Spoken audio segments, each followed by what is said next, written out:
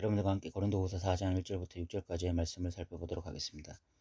사도 바울은 고린도후서 3장 1절에서 추천서가 없기 때문에 신뢰할 만한 사람이 아니다라고 비난을 받았습니다. 특별히 고린도 교회 안에 있는 이 사도 바울의 대적자들이 사도 바울은 유력한 자로부터 추천서가 없기 때문에 믿을 만한 사람이 아니다, 이런 비난을 직면해야 했습니다. 그러면서 사도 바울은 바로 고린도 교회 성도들, 너희가 바로 나의 추천서다, 뭐 이런 이야기를 했는데, 이 4장 1절부터 2절까지는 그 추천서에 대한 마지막 결론 부분입니다. 그러면서 사도 바울은 스스로 나를 추천한다, 뭐 이런 이야기를 합니다. 왜 스스로 자신을 추천하는가? 자기가 이 하나님의 직분을 맡은 합당한 자에 대한 이야기를 이 4장 1절부터 2절까지의 말씀을 통해서 하고 있습니다. 1절에 보면 그러므로 우리가 이 직분을 받아 긍휼하심을 입은 대로 낙심하지 아니하고 라고 나와 있는데, 이것이 그 원어적 어순에 따르면은 긍휼하심을 입은 대로 이 직분을 받아서 라고 말하는 것이 원래 이 원어의 어순에 맞는 것입니다. 그래서 이 직분을 받은 것이 긍휼하심 때문이라는 거죠. 자신의 직분이라고 하는 것, 이 사도 바울이 내가 사도 되었다라고 말을 할 때에 그것이 뭐 인간의 어떤 추천서를 받았기 때문이 아니고, 뭐 어떤 그 정규 과정을 졸업했기 때문에 뭐 내가 사도다 이렇게 말하는 것도 아니라, 결국은 그 하나님의 긍휼하심, 하나님의 선택에 의해서 자기가 이 직분을 받았다라고 하는 소명의식을 분명히 사도 바울은 가지고 있었고, 그런 어떤 직분을 받았을 때에 이 사도 바울의 태도가 뭐냐? 첫 번째가 낙심하지 아니하였다라는 것입니다. 사도로서, 하나님의 사역자로서 이 사도 바울의 첫 번째 태도가 낙심하지 않았다는 거예요. 지금 사도 바울의 한번 상황을 우리가 상상을 해보면 이 말이 얼마나 어려운 말인지를 알 수가 있습니다. 사도 바울은 외적으로도 여러 가지 어려움들을 당해야 했습니다. 사도 바울이 지금 복음을 전하면서 그 복음의 그 외적인 대적자들, 그래서 더메드리오 같은 사람들, 이런 사람들이 군중을 막 규합해서 사도 바울을 막 위험에 빠뜨리려고 하는 이런 모습도 우리가 사도행전에서 살필 수가 있는 그런 상황이, 그래 외적으로 어떤 박해가 있는 상황이었고요. 거기다가 지금 사도 바울은 이 고린도 교회와 갈등을 일으키면서 내적으로 어떤 마음이 굉장히 불안하고 초조한 그런 상태에 있었습니다. 거기다가 이렇게 이 고린도 교회의 갈등 속에서 너무 염려하고 걱정하면서 육체적인 질병도 찾아온 것으로 보여집니다. 그러니까 지금 사도 바울은 삼중고를 겪고 있는 거죠. 그러니까 마음에 어떤 불안, 초조, 근심 이런 상태가 있었고, 그런 상태에서 질병을 얻었고요. 또 그런 질병과 함께 또 외적인 어떤 그런 어떤 박해가 있었던 이런 상태에서 보통 사람들 같으면 다 나가 떨어지지 않겠습니까? 마음의 어떤 그런 불편함, 어려움, 거기다가 육체적 질병, 또 외적으로 또 위협, 이런 어떤 뭐 엄청난 위협이죠. 이 삼중고가 있을 때에 보통 사람들 같으면 낙심하고도 남을 것입니다. 그러나 사도 바울은 자신은 은혜로 직분을 받았다, 자신이 원래 핍박자였고 포행자였는데 하나님의 은혜로 이렇게 사역자가 되었다 라고 하는 이 소명의식 속에서, 이러한 상황 속에서 낙심하지 않았다는 것입니다. 또한 이 사도 바울은 이 사역자로서 숨은 부끄러움의 일을 버리고 속임으로 행하지 아니하였다라고 이야기하고 있습니다. 그러니까 이중 플레이 하지 않았다는 것입니다. 겉과 속이 다른 사역자가 아니었다는 것입니다. 겉으로는 하나님을 굉장히 위하는 척, 또 성도들을 굉장히 위하는 척 하면서 뒤로는 뭐 자기 실속 채우고 또 자기 배를 채우기 위한 그런 어떤 플레이 하지 않았다는 것입니다. 정직하게 바르게 하나님의 사역을 감당했다라고 하는 것이죠. 오늘날 또 사역자들 가운데서 또 아까 D가 달라서 참 많은 문제가 되는데, 사도 바울은 늘 정직하게 바르게 투명하게 하나님의 일을 감당했다라고 이야기하고 있고, 세 번째, 말씀을 혼잡하게 하지 아니하고 오직 진리를 나타내었다라고 이야기하고 있습니다. 어, 하나님의 사역자가 가지는 어떤 가장 큰 유혹, 저도 목사가 되어 보니까 그런 유혹이 무엇인지를 알겠던데, 설교를 하다 보면은요, 설교자는 본능적으로 이 설교가 대중들이 좋아할 설교인지 또 대중들이 좋아하지 않을 설교인지에 대해서 알게 되어져요. 예, 그런 경험들이 한 번, 두 번, 그리고 뭐 그것이 10번이 되어지고 100번이 되어지고 그런 많은 경험들이 생기면 어떤 대중들이 어떤 설교를 좋아하는지에 대해서 깨닫게 되어지게 됩니다. 그러다 보면 이렇게 하나님의 말씀을 전하긴 전하지만 그 전할 때에 대중이 원할 만한 하나님의 말씀만 전하게 되어지는 그런 일들이 일어날 수가 있습니다. 예를 들어 어떤 뭐 축복에 대한 설교, 뭐 이런 설교를 좋아한다고 했을 때에 성경 안에 어떤 축복과 관련돼서만 설교할 수 있는 그런 어떤 모습이 나타날 수 있는 것입니다. 결국은 이렇게 했을 때에 그런 어떤 행위가 무엇인가 하면 말씀을 혼잡하게 하는 것입니다. 말씀을 혼잡하게 한다는 것은 말씀의 본질을 보여주는 것이 아니라 정말 이 성경 66권이 말하는 진짜 어떤 그 66권의 본연의 말씀을 드러내는 것이 아니라 그냥 말씀이 성도들로 하여금 이 말씀이 이 말씀이었구나. 정말 이 66권이 말씀하시는 것이 이런 뜻이었구나라고 이렇게 분명하게 드러난다기보다는 이때는 이런 말씀하시는 것 같고 저때는 저런 말씀하시는 것 같은. 그래서 정말 66권이 무엇이라고 말씀하시는지에 대해서 온전히 인지하지 못하는 이런 상태로 만들어 버리는 거예요. 그러니까 그때그때 그냥 성도들이 원하는 설교, 대중이 원하는 설교를 하다 보면 말씀이 혼잡해져요. 분명해지지가 않습니다. 그래서 66권이 과연 무엇을 말하는지에 대해서 명확하게 인식하게 되어지는 것이 아니라 오히려 시간이 지나면 지날수록 그냥 너무 즉흥적으로 어떤 말씀을 깨닫고 그 즉흥적으로 그냥 말씀을 적용하는 이런 일들이 일어나는 것입니다. 오늘날도 그렇죠. 정말 교회를 5년 다니고 10년 다녀서 그래서 나름 뭐 설교도 수도 없이 듣고요. 그리고 뭐 성경 공부도 했다고 하는데 좀 그런 사람들에게 성경 66권이 그래서 무엇을 말하는 것 같느냐? 창세기가 무엇을 말하는 것 같느냐? 마태복음이 무엇을 말하는 것 같으냐? 뭐 고린도전서가 무엇을 말하는 것 같으냐?라고 질문을 하면은 그것에 대해서 대답을 하지 못하는 사람들이 너무 많아요. 그렇게 많은 설교를 들어왔고 그렇게 많은 성경 공부를 했는데 왜 그렇게 말씀이 명확하지 않냐는 거죠. 왜 창세기의 말씀이 명확하지가 않고 마태복음의 말씀이 명확하지가 않고 고린도전서의 말씀이 명확하지가 않느냐. 왜 그렇게 말씀이 여전히 너무 어렵게 느껴지고 마치 안개 속을 걷는 것 같은 그런 혼잡한 느낌을 가지게 되냐는 거죠. 사도 바울은 그렇게 모호하게 말씀을 전하지 않았다는 거죠. 분명하게 하나님의 말씀을 전했다는 것입니다.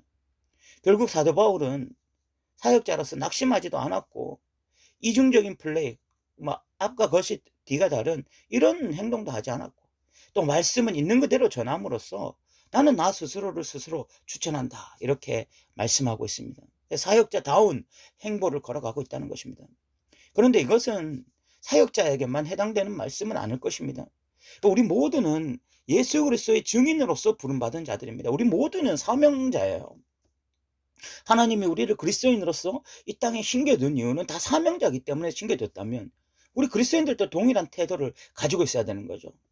우리가 여러 가지 어려움들이 있지만 그러나 우리가 말씀을 가지고 낙심하지 아니하고 그리고 우리가 이중적인 플레이하지 아니하고 교회의 모습과 세상에서의 모습이 다른 그런 어떤 이중적인 플레이로 살아가지 아니하고 우리가 정말 하나님의 말씀을 모호하게 가지고 있지 아니하고 정말 성도로서 분명하게 하나님의 진리를 붙잡고 나아가고 그런 어떤 진리를 붙잡은 자로서 명확한 삶의 모습을 보여주고 그렇게 함으로써 사도 바울은 어떻게 했냐면 스스로 추천한다라고 이야기했던 것처럼 우리가 세상 속에 나아가서 나는 그리스도인이라라고 담대하게 어떤 선포할 수 있는 그런 자들이 되었으면 좋겠다 이런 생각이 들고요.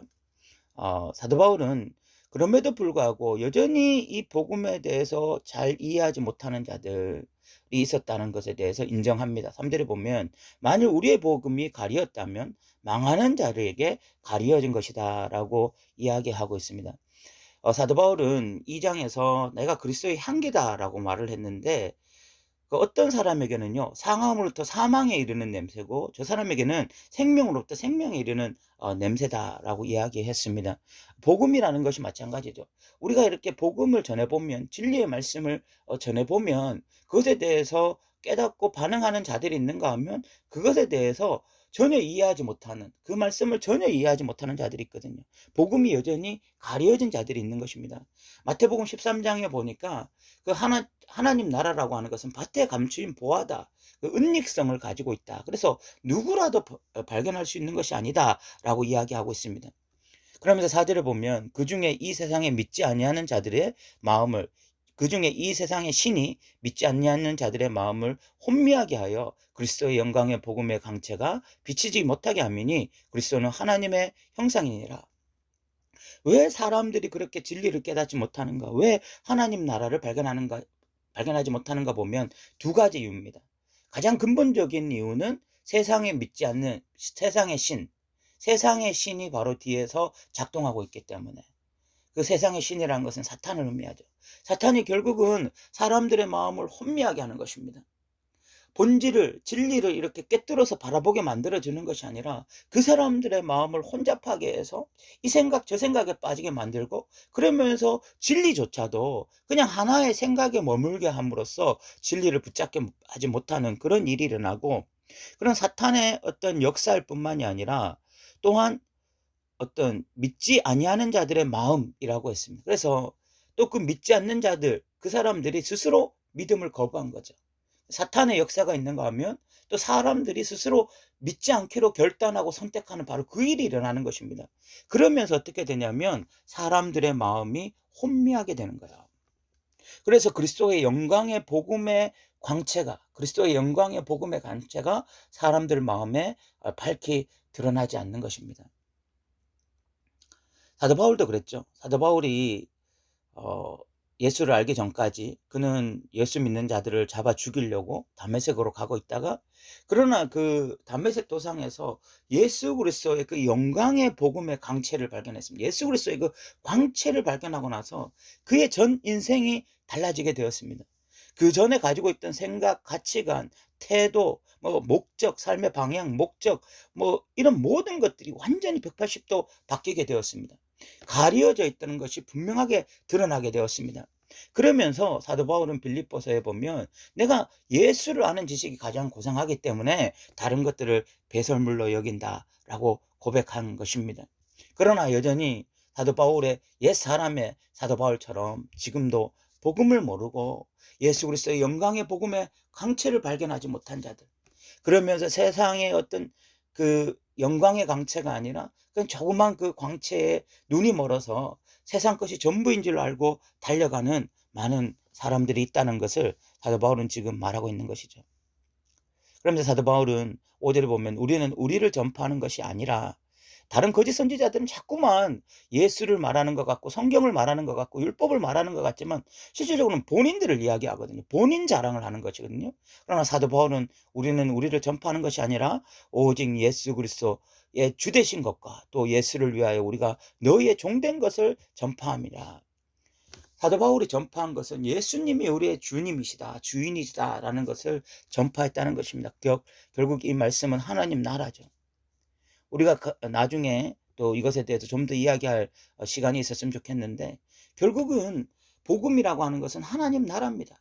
그 하나님 나라에서 예수님이 우리의 주님이 되셨다라는 이야기인데, 사도 바울은 바로 이것을 전했다라고 이야기를 하고 있고, 또 예수를 위하여 우리가 너의 종된 것을 전파합니다. 우리가 너희 위에 군림하려고 하는 그냥 사역자로서 우리가 영적으로 더 우월하고, 그래서 너희들이 우리를 섬겨야 되고 이런 것들을 이야기한 것이 아니라, 결국 우리가 하나님의 종으로서 너희를 섬기는 종이라는 것을 전파했다라고 이야기하고 있습니다. 그러면서 6절에 어두운 데에 빛이 비치라 하셨던 그 하나님께서 예수 그리스도의 얼굴에 있는 하나님의 영광을 아는 빛을 우리 마음에 비추셨다라고 이야기하고 있습니다. 어두운 데에 빛이 비치라 라는 말씀은 창세기 1장 3절에 나오죠. 그 흑암 가운데에 하나님이 빛이 있으라 라는 이 말씀이 있고, 또 이 이사야 9장 2절에 보면 흑암에 행하던 백성이 큰 빛을 보고 사망의 그늘의 땅에 거주하던 자에게 빛이 비추더다 라는 말씀이 있습니다. 아마 사도 바울은 이 창세기 1장 3절과 이 이사야 9장 2절 말씀 두 가지를 다 염두에 준 것 같습니다. 그러면 이 창세기 1장 3절의 말씀은 옛 창조의 시작일 때에 하나님께서 빛이 비추라 라고 말씀하신 거예요. 그리고 이 이사야 9장 2절 말씀은 예수 그리스도로 말미암아 새로운 시대, 그 새 창조가 일어나던 시대에 바로 흑암에 앉아 있던 이스라엘 백성들에게 새로운 빛이 비춰질 것이다 라고 말씀하고 있는 것입니다. 그러니까 옛 창조와 새 창조 시대에 모두 하나님의 빛이 비침으로써 새로운 시대가 도래하게 되었던 것처럼, 이제 이 예수 그리스도의 빛, 그것을 통해서 하나님의 영광을 아는 빛을 이제는 우리 믿는 자들에게 주셨다라고 이야기함으로써, 너희가 진짜 복음을 이제 깨닫지 않았느냐, 하나님의 빛으로 말미암아 이제는 그 하나님의 영광의 빛을 이제는 너희가 알게 되지 않았느냐, 그러니까 엉뚱한 것에 반응하지 말라라고 사도 바울이 부탁하고 있습니다. 우리가 오늘 이 4장 1절부터 6절까지의 말씀을 살펴보았습니다. 사도 바울은 나 스스로 나를 추천한다. 그 이유는 내가 낙심하지도 않고 이중적인 플레이, 겉과 뒤가 다른 그런 행동도 하지 않고 오직 말씀을 분명하게 전했기 때문이다 라고 이야기하고 있습니다. 이것이 사도 바울이나 사역자만의 삶이 아니라 우리 모든 그리스도인의 삶이어야 된다라는 것을 우리가 알았으면 좋겠고, 또 우리가 3절부터 6절까지를 통해서 우리는 이제 진리가 가리워진 자들이 아니라 진리의 빛을 받은 자들이에요. 그래서 진리가 무엇인지 아는 자들입니다.